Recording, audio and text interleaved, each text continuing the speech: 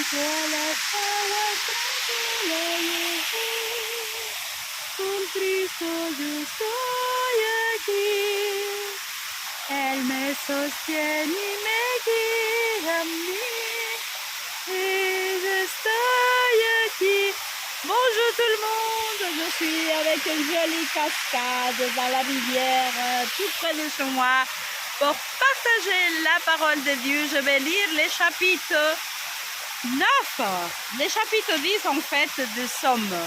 Je vais les lire en français. Alors il dit comme ça, vous pouvez regarder ça.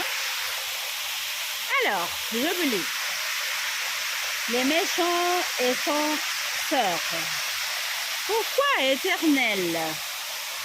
Pourquoi Éternel te tiens-tu éloigné? Pourquoi te caches-tu dans les montes de détresse? Les méchants dans son orgueil poursuivent les malheureux. Ils sont pris dans les pièges qu'il a conçus. Les méchants se vantent de ses mauvais désirs. Les profondeurs maudits de mépris. L'Éternel, les méchants, dit dans son arrogance, il ne punit pas, il n'est pas de Dieu. Grâce, il ne punit pas, il n'y a pas de Dieu. Voilà tous ses pensées, ses entreprises, voilà tous ses pensées, ses entreprises réussissent en tout temps. Ses jugements passent au-dessous de sa tête. Il disparaît tous ses adversaires. Il dit dans son cœur, je ne suis pas ébranlé. Je suis pour toujours à l'abri. Je suis pour toujours à l'abri.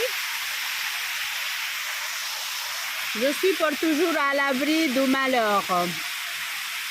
Sa bouche est pleine de malédictions, de tromperies et de fraudes. Il y a sur sa langue la méchanceté et le malheur. Il se tient en embuscade près des villages. Il assassine les innocents dans des endroits retirés. Ses yeux expient les malheureux. Il est agité dans ses cachettes comme le lion dans sa tanière. Il est aguette pour attraper les malheureux. Il attrape et l'attire dans son piège. Il s'accroupit, il se tapit et les malheureux tombent dans ses griffes. Il dit dans son cœur, Dieu oublie, il se cache, il ne regarde jamais. Lève-toi, Éternel, oh Dieu, interviens. N'oubliez pas les malheureux. Pourquoi les méchants méprisent-ils Dieu? Pourquoi dit-il en son cœur que tu ne punisses pas? Tu vois cependant leur peine et leur souffrance. Tu regardes pour prendre en main leur cause. C'est à toi que les malheureux s'abandonnent. C'est à toi qui viens en aide à l'orphelin. Brisez la force des méchants, punissez sa méchanceté et qu'ils disparaissent à toujours. L'Éternel est roi pour toujours et à perpétuité. Les autres nations disparaissent de son pays. Tu entends les désirs de ceux qui souffrent, Éternel. Tu leur redonnes courage, tu prêtes l'oreille pour rendre justice à l'orphelin et à l'opprimé, afin que l'homme tire de la terre cesse, l'homme tiré de la terre cesse d'inspirer de la crainte. Voilà.